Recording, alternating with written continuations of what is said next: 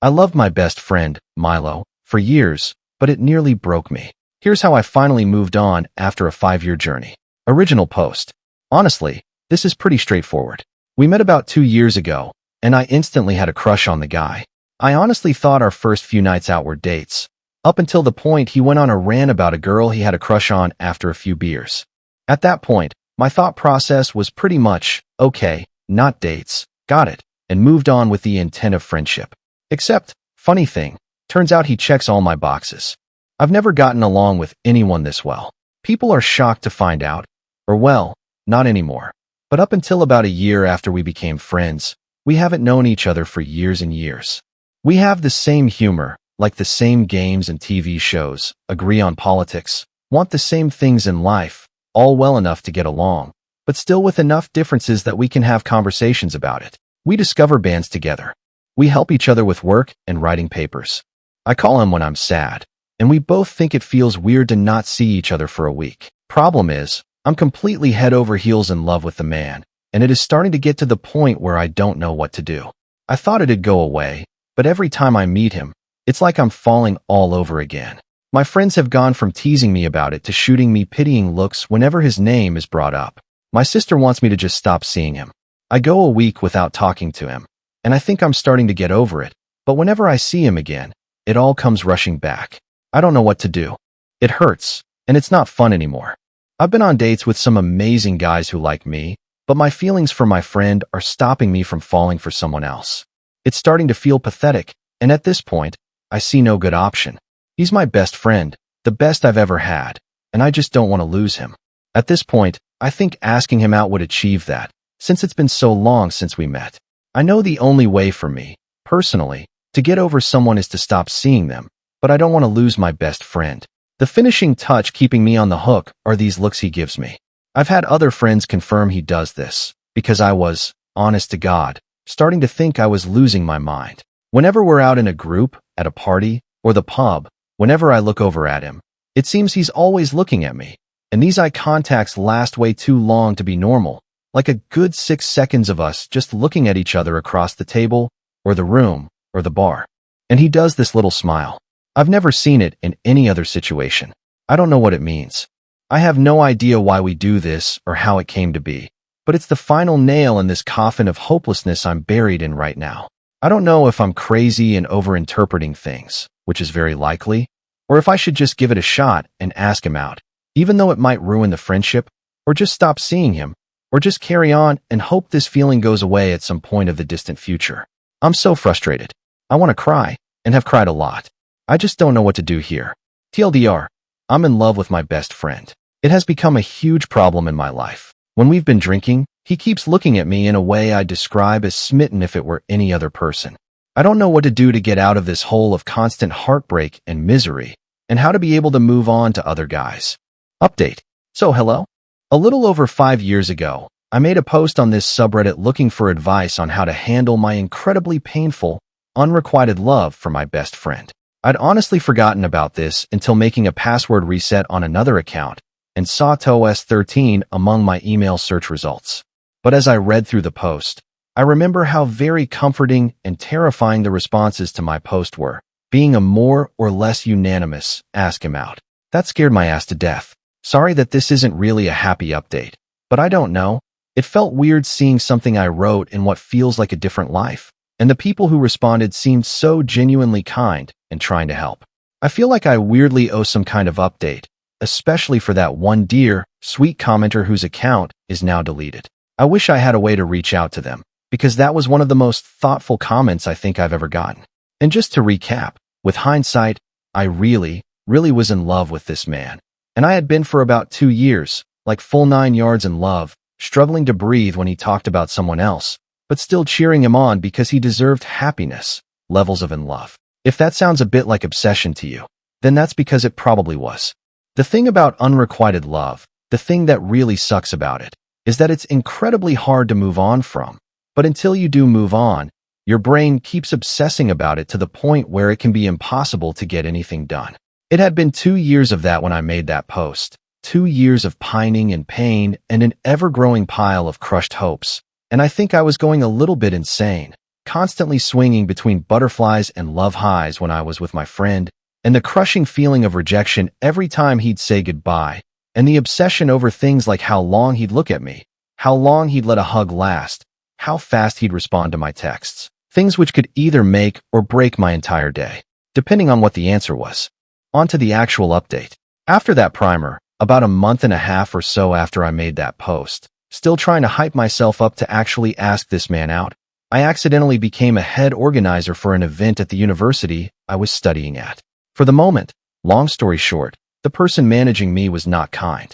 I was extremely overworked from the event, on top of writing a thesis.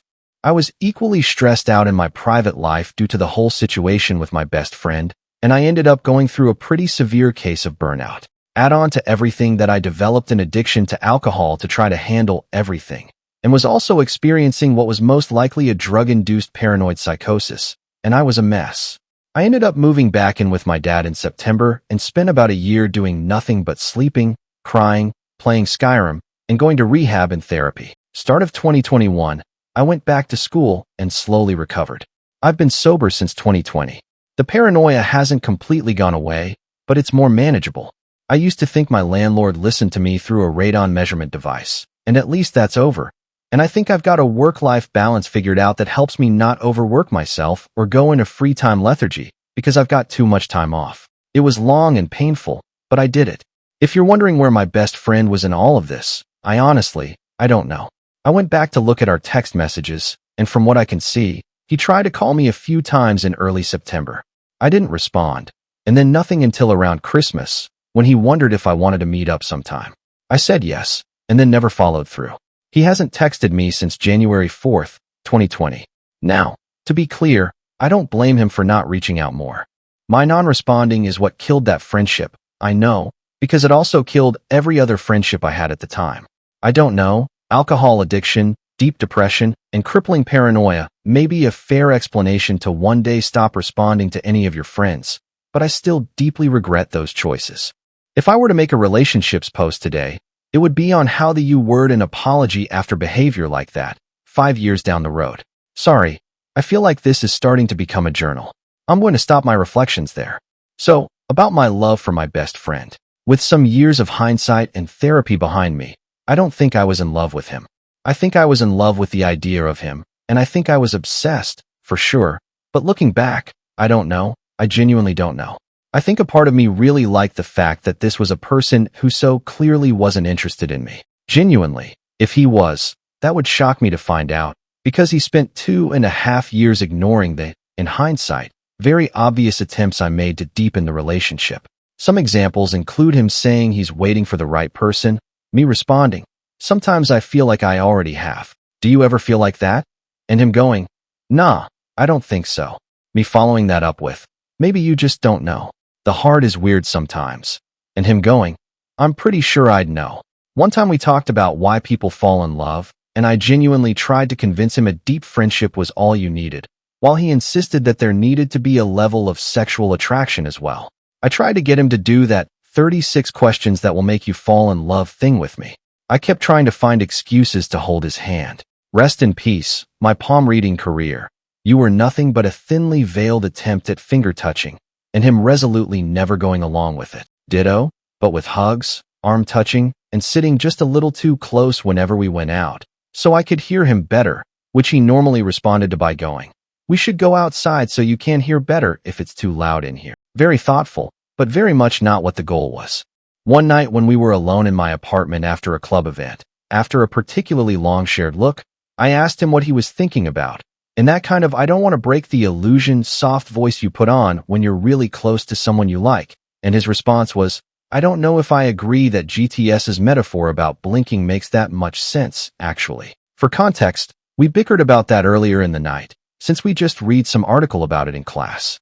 I did not expect it to make a comeback at that point. Another night when we were out together, and there had been a lot of looks and closely leaned in laughing together, and he pulls me to one side by the hand to talk to me about something, heart racing, only to ask me if I know if one of my friends is single, because he thinks she's really cute and might have been looking at him all night. Looking back, at least some of this stuff is sort of funny. I have no idea if he knew, or knows now, that I was in love with him. I wouldn't be surprised if some of my old friends eventually told him, but of course, he's never reached out about it. But yes, I think I kind of liked the security of this person who clearly didn't like me back. Not that I was doing well with the heartache, but there's a certain kind of comfort that comes from pining for someone who doesn't want you back.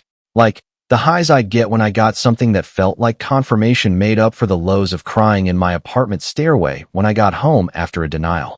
Today, I mostly just feel so bad for him and ashamed of myself, regardless of whether he knew or not. And I'm trying to cling to the fact that he seemed to, at least, continue wanting to be friends as some indicator that he never felt creeped out or uncomfortable. My behavior was pretty creepy. And in the end, once I did get that distance between us, the feelings went away after some 6 months or so.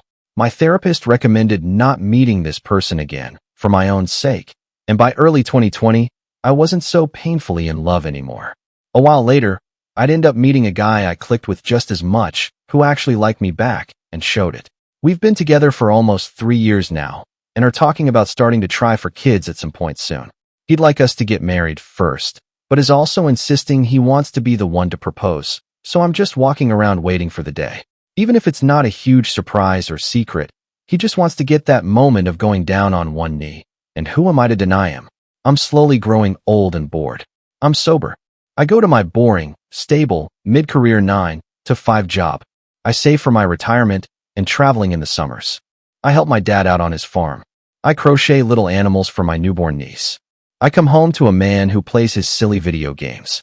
I play my silly video games. We go for walks to the museum and bicker about whether to get fat on takeout or not. I have some regrets about how my early 20s ended up playing out, but by God, I wouldn't want to go back. TLDR, I didn't ask him out. Instead, I had a severe mental health crisis, stopped talking to all my friends, got sober, crawled my way back, and now, looking back, I'm surprisingly happy with how life turned out. Oh, and I genuinely did not exaggerate those looks. I remember them very clearly, and once had a mutual friend comment on it. I still have no idea what was up with those. He doesn't strike me as a person who would try to keep someone on the hook or anything. More like he was just painfully socially oblivious. But I still wonder so much about those goddamn looks, man. Now to the next story. Story 2. Am I the AH for calling my father's wife a creep after she crossed boundaries with my daughter? Original. My 32F father, 60s, has been married to Kayla, fake name, 40s, for almost a decade. I was already an adult when they started seeing each other, so I never had much of a relationship with her. That said, Kayla was nice and thoughtful, though a bit annoying at times, and I never had any problems with her. I now have a husband, 34M, and 2 kids, 9M and 4F. Kayla is very fond of my children, especially my daughter. That became very suffocating pretty quickly, so we started setting some boundaries. She never overstepped them. In January, my father and Kayla decided to go on a trip to Disney World and invited us to join them. We decided to go to celebrate our son's 9th birthday. I quickly regretted coming along. Kayla spent the entire trip fussing over my daughter in ways that overstepped almost every boundary we'd set. Examples include, Kayla bought a mini ears tiara. She wanted me to buy my daughter an identical one so they could match. My daughter didn't like the tiara, so I bought her a Donald Duck hat instead. Kayla got her the tiara anyway and was upset that she didn't want to wear it. My father and Kayla went shopping in between parks. I told them not to buy my kids anything, as we still had shopping to do and didn't want to risk making our bags too heavy. Still, Kayla returned with 5 bags of clothing for my daughter and 2 for my son, saying she couldn't resist. My daughter wanted a Belle costume to wear at the parks, as that's her favorite princess. Kayla tried to convince us to get her an Ariel costume instead, because that's her favorite. I explained that we never watched The Little Mermaid at home because my daughter is scared of Ursula. Kayla insisted on taking dozens of pictures with my daughter in front of the castle at Magic Kingdom. She also took some with my son, but not nearly as many. She tried to convince us to take our daughter to Bibbidi Bobbidi Boutique. We refused because the prices are crazy, and we'd already bought her the Belle costume. She offered to pay, but we held our ground. I later found out Kayla tried to make a reservation anyway, but there was no availability. When we took our daughter to Slinky Dog Dash, her first roller coaster, Kayla tried to sit next to her. My daughter wanted to sit with me, so we switched. She tried to do the same thing in other attractions. At the Muppets Theater, she tried to get my daughter to sit in her lap. Kayla also tried to pick her up while we met some of the characters. There were more instances. The final straw for me, however, was the last park day of the trip. We were at Magic Kingdom. My husband suffered a minor injury, and I had to take him to the first aid station. The kids wanted to go to the Peter Pan ride, so my dad and Kayla offered to take them in the meantime. However, according to my father, the line was too long, so instead, Kayla suggested the Little Mermaid ride, assuring my kids Ursula wasn't on it. Actually, there's a pretty big Ursula animatronic there. My daughter was still sobbing and hugging her brother when we reunited. When we flew back home, I told my father that we'd no longer take our children on trips with Kayla due to her behavior. He got extremely angry. He said his wife loved my kids, thought about what they'd like to do at every moment of the trip, and that we should be grateful to have her in our lives. I lost my temper at that. I told him Kayla was a creep, and that they should be grateful I was still okay with them even seeing my children after her actions during the trip. We ended up having a huge fight after that. It's been weeks since we returned home, and my father is still angry at me and my husband. Kayla has texted me a few times. She says she's sorry if she made me uncomfortable, but that she loves my kids and hoped to use the trip to spend more time with them. To be honest, I don't think I'm the here, but I do think I might have overreacted. I believe there's a chance Kayla's actions were motivated by love, and she truly did have good intentions. Ida? Update. Hey everyone. I'm ready to give you an update. I read your comments and came to the following conclusion.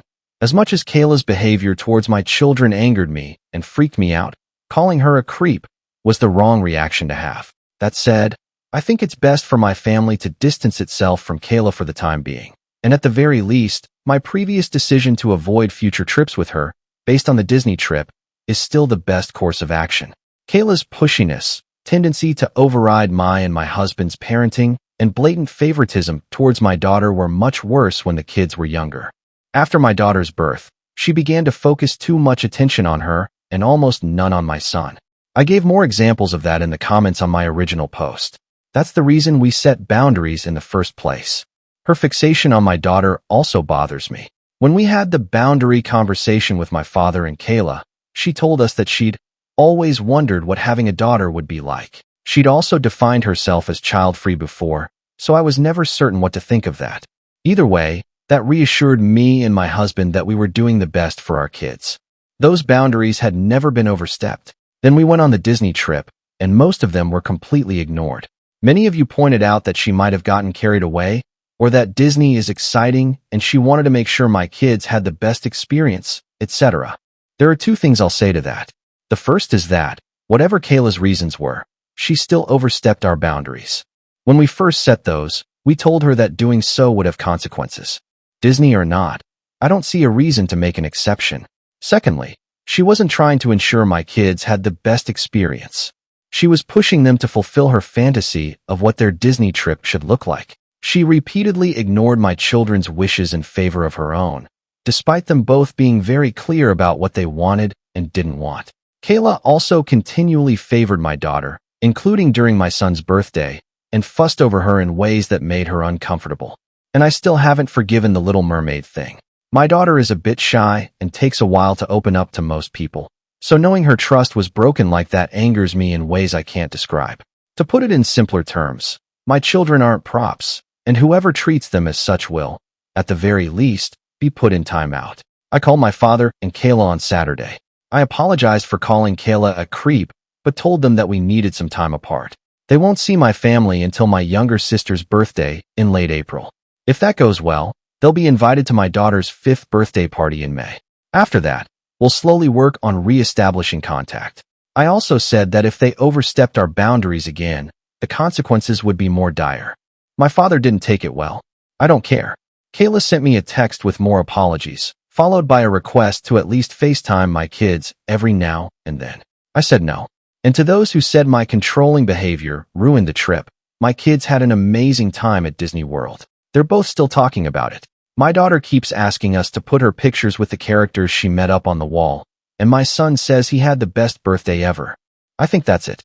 Thank you for your advice and support on my first post. Update 2. Last time I posted here, I mentioned that my father and Kayla wouldn't see my children until my younger sister's birthday. The party took place last weekend, and we didn't attend. These 2 months of NC worked fine, but not great. My father respected my wishes, to my surprise, but Kayla kept trying to find ways to talk to my children. She'd call me under the guise of needing to ask me something, only to later say, "By the way, are the kids around? I want to say hi." Every time she tried that, I'd remind her of what I'd told her back in March. This must have happened almost a dozen times, which was enough for my husband and I to start debating on skipping the party. After speaking to our kids, we decided not to go. They both said they missed my father, but clearly didn't want to see Kayla. We thought about pretending and just distancing them from her while there, but risking making our children uncomfortable wasn't worth it. My son even asked if we could see their aunt somewhere else, without Kayla around. My husband and I explained the situation to my sister. She was upset, but mostly because she hadn't seen the kids in a while. We all went to dinner at her favorite restaurant the day after her party. I also called my father and told him we wouldn't go to the birthday party. He reacted better than I expected, but we still had a short fight about it. He claimed that I had promised we'd let Kayla see the kids after 2 months, called me unfair, and said he was entitled to have a relationship with his grandchildren. I immediately denied that. Though I tried to sugarcoat it at first, I eventually gave him the truth. My kids don't want to see his wife, and I won't force them to. My father and I had a long talk. I told him how much Kayla's actions at the Disney trip upset my children, as well as how uncomfortable me and my husband felt. I admitted I don't trust his wife at all, and I don't think I ever truly will. He said that while he still thought I was overreacting, he understood I wanted to protect my kids. My dad also told me about how these 2 months of NC were for them. Apparently, Kayla started talking about my kids, mostly my daughter, a lot more than usual. She'd mentioned things and places she thought they would like. My father was aware of one of the times she called me, but thought it was a one-time thing. She wanted to give my daughter a gift at my sister's birthday party. He said he didn't know why.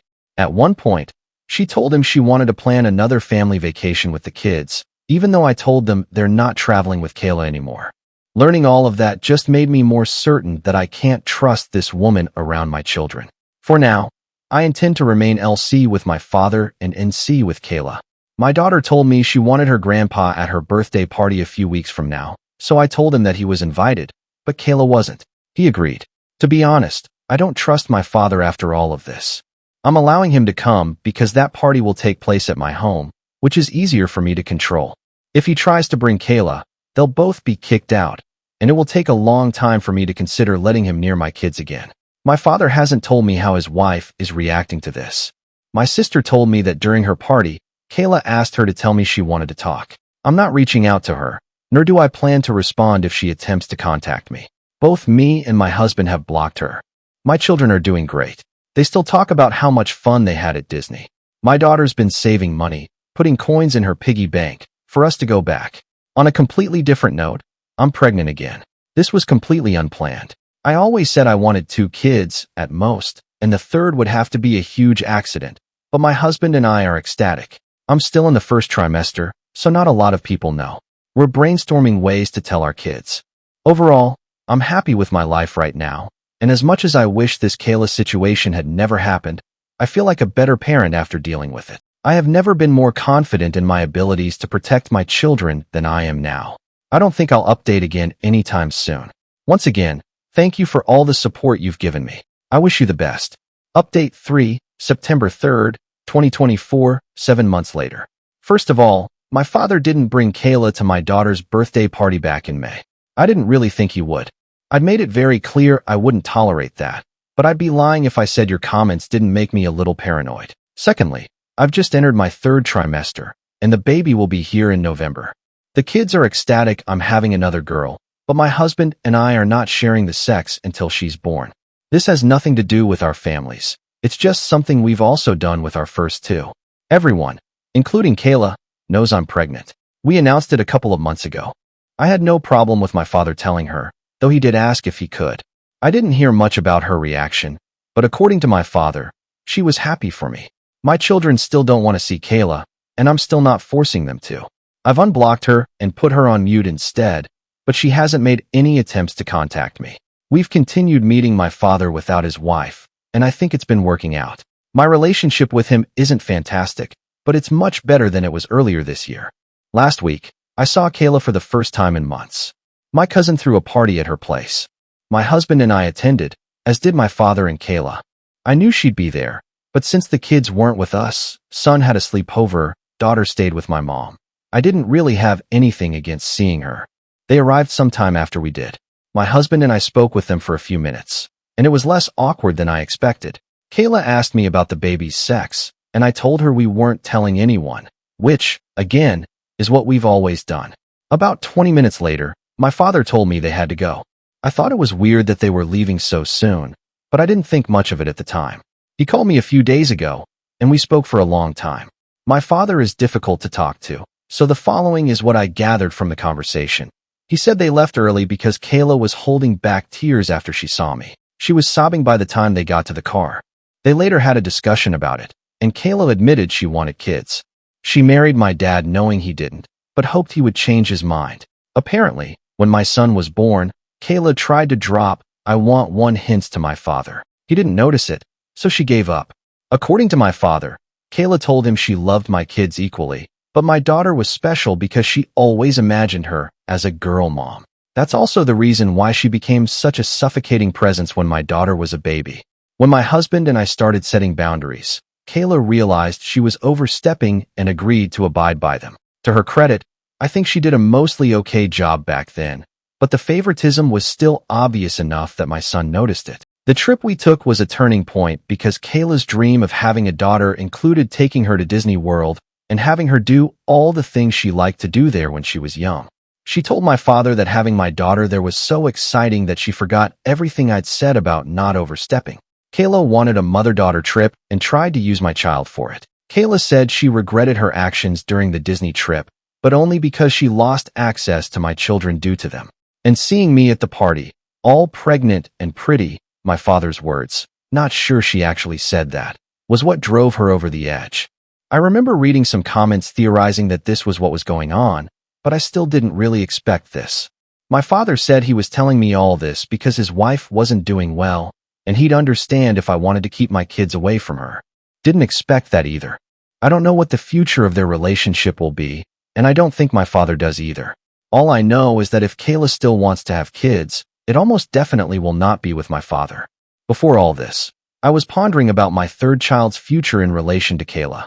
Now, I sincerely don't want her to be a part of my baby's life. This isn't a final decision, but I've been speaking to my husband about it, and he agrees with me. I don't think she's a bad person. I got some baby stealer comments on my previous update, but I don't think that's what's happening here either. But if the Disney trip proved anything to me, it's that Kayla is willing to be extremely selfish and disrespectful to get what she wants, even when my kids are involved. A couple of months ago, my husband and I had a conversation with our son about the subject. He told us he disliked Kayla for 2 reasons. She favors his sister, and she doesn't listen to them. Honestly, that's all I need to know. Looking back at my own childhood, I feel like I was never allowed to have boundaries. I was always expected to put my schedules and preferences aside for others. It's important to me that my children don't go through that. If they don't want to see Kayla, they don't have to. I think that's all I want to say here. I'm doing well. I actually got some great news from work recently. My kids are thriving, and I'm excited to meet my third baby. Again, thank you guys. Update 3, new update, November 23rd, 2024, 9 months later. I'm happy to announce my daughter was born 2 weeks ago. She arrived a little earlier than expected, but she's perfect. My older kids are in love with their baby sister, and as much as I didn't plan to have a third child, I am truly glad I did. As I mentioned the last time I posted, my husband and I didn't announce the sex in advance when our first 2 kids were born. This time, I decided to give my father a heads up. After I found out about the whole girl mom thing, I became worried about how Kayla would react to the news I was having another daughter. Telling my father ahead of her birth would give him more time to prepare. So, about a month ago, my father told Kayla I was having another girl. As expected, she didn't take it well. A few days after I gave birth, my father told me that he and Kayla were separating. They're not sure about divorce, but he thinks that's where they're headed. Kayla started talking to my father about having children around the time I made my last post. According to him, they started fighting about it when she tried to convince him to get his vasectomy reversed. I didn't know he had one. My father said Kayla cried when he told her I'd have another daughter, and they decided to separate a few days later. I'm not very informed about the situation, but my father did state that the decision was mutual. About a week ago, Kayla texted me. It started with her congratulating me for my daughter's birth, then evolved into what seemed like a farewell letter to my children. Not much about them stood out to me, though. "You'll never understand the love I feel for your children," was an interesting statement. She talked about how much it hurt to know she'd never meet my baby or watch my daughter become a big sister. Kayla told me I had tortured her by keeping my kids away, and it was that distance that made her accept she needed to be a mother. She deleted the text a few minutes after I finished reading it. I decided not to reply. I haven't been thinking much about the situation lately, but the more I do, the dumber I feel for not realizing Kayla wanted kids sooner. I remember she started talking about my father's future grandchildren long before I got pregnant with my son. Her behavior around my daughter, at least before the Disney trip, always felt weird to me, but I still never made the connection. I still don't dislike Kayla, but I think she brought this situation upon herself. As much as I recognize my father is far from innocent, he's always been very clear about not wanting more children. Kayla is 47 years old, and while I don't think I'd want to have kids at that age, I know people who have. If that's what she wants, then I wish her luck. We're also officially moving to Europe in 2025. The work-related news I mentioned in my previous update were really great. My husband and I had been hoping for an opportunity like this for a while. We're helping the kids make arrangements to maintain contact with their friends. Luckily, my daughter's best friend is my goddaughter. This will be my last update. I'm busy with my baby, and I'll definitely have a busy 2025 as well, so I don't intend to write about this anymore. I want to thank you all for the advice, reassurance, and kindness you have shown me. Thank you for watching. If you haven't subscribed yet, please do so and hit the notification bell to stay updated with more shocking real-life stories happening around you.